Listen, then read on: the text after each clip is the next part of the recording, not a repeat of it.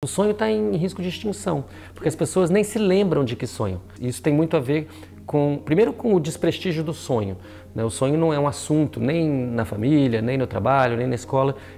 Segundo, com os nossos hábitos ao despertar, porque quando você se levanta muito rápido da cama, aquela memória é perdida.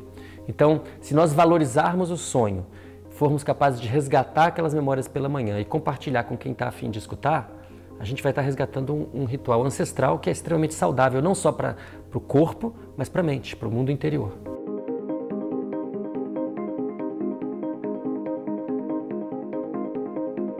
O sono é universal. Todos os animais têm sono, têm um estado de quiescência. Eles ficam quietos um certo período do dia ou vários períodos durante o dia e a noite. Mas alguns animais, além de terem sono, esse sono de regeneração, de estar repondo moléculas que foram gastas durante o dia, de estar liberando hormônios necessários para o desenvolvimento, além disso existe um outro estado de sono, que é o sono ativo, quando a gente sonha. Esse tipo de sono é um sono que produz recombinação de memórias, ele produz ideias novas, porque as ideias novas são basicamente o fruto da mistura das ideias velhas. E o sonho é o espaço mental em que isso é extremamente produtivo.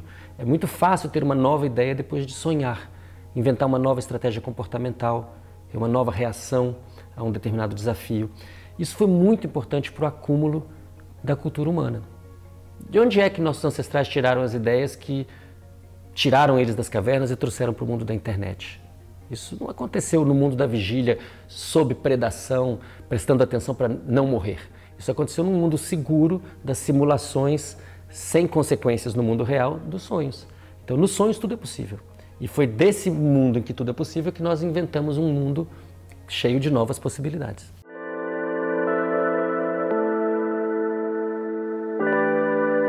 O sonho está em risco de extinção, porque as pessoas nem se lembram de que sonham. Então, todas nós dormimos numa noite, passamos por 4, 5 fases de sono REM, então a gente tem pelo menos 4 a 5 sonhos por noite, pelo menos.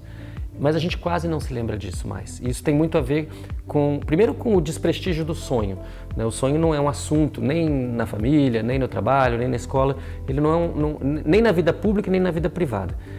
Segundo, com os nossos hábitos ao despertar, porque quando você se levanta muito rápido da cama, aquela memória é perdida.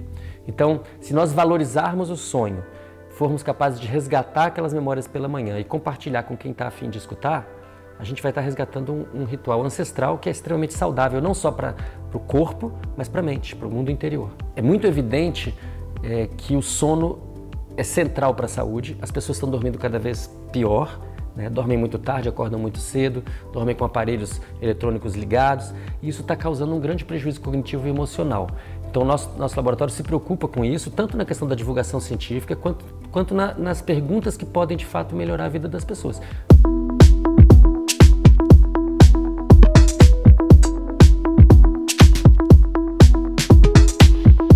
O estudo que teve mais repercussão mundial foi a descrição pela primeira vez de um sono parecido com o sono REM dos mamíferos, o sono durante o qual a gente sonha, no polvo. Foi a primeira descrição disso no polvo.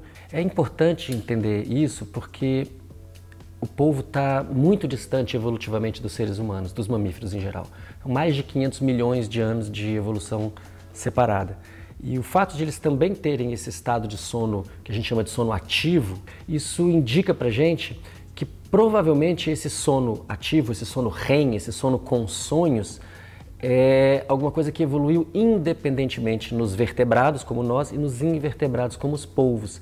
Isso sugere que animais muito inteligentes, que têm sistemas nervosos muito complexos, como é o caso do polvo e dos seres humanos, precisam desse sono com sonhos, a tal ponto que ele chega a evoluir 2 vezes.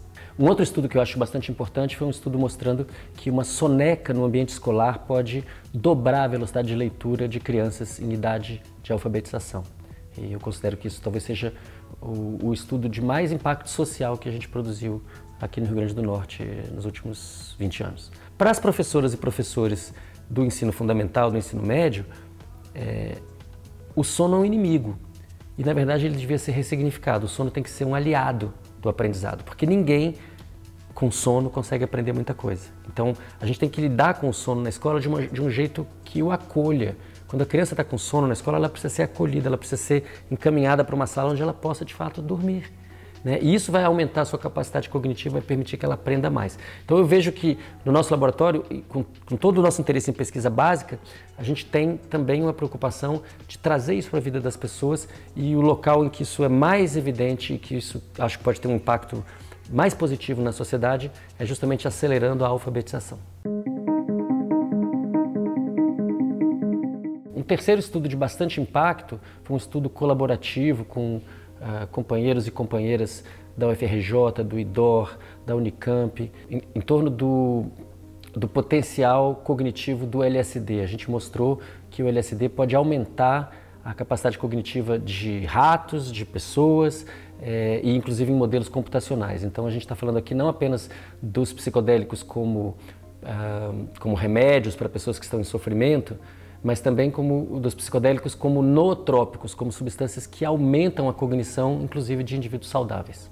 Existe uma revolução na biologia, na neurociência e na psiquiatria em torno dos psicodélicos. Os psicodélicos são substâncias que foram descobertas pela primeira vez por povos originários, por indígenas, né? Isso já tem 8.000 anos, pelo menos no caso do peiote, e a ciência biomédica descobriu essas substâncias no século XX e agora está redescobrindo no século XXI.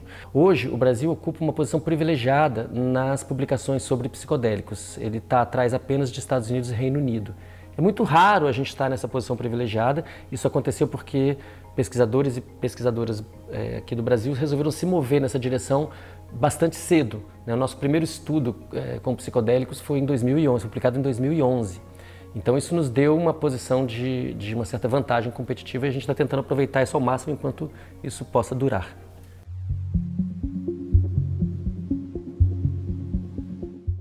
Existem remédios à base de maconha na farmácia há 9 anos no Brasil. Então ela está disponibilizada para quem tem dinheiro.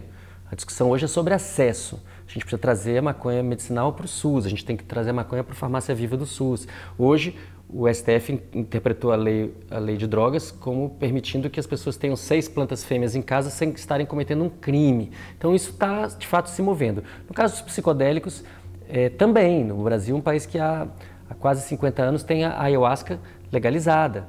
Né? É um país aliás, boa parte do Ocidente, em que a cetamina, que é uma substância, um anestésico utilizado amplamente na medicina e na veterinária, também tem efeitos psicodélicos e essa terapia também está legalizada. Então eu acho que é uma questão de tempo, né? Tanto no caso da maconha quanto no caso dos psicodélicos, existe uma reentrada na medicina e eu diria uma reentrada gloriosa, porque são substâncias extremamente terapêuticas. Agora a gente tem que lidar ainda com o pânico moral. A gente tem que lidar ainda com as pessoas que têm horror às drogas, mas vão às drogarias quase que diariamente. Existe um grande pânico moral em torno das drogas. As pessoas realmente acreditam que as substâncias legalizadas são mais seguras do que as substâncias que são ilegais. E isso absolutamente não é verdade. A gente precisa trabalhar e levar o nível do debate para que a gente possa fazer boas escolhas que sejam em prol da vida, em prol da saúde das pessoas.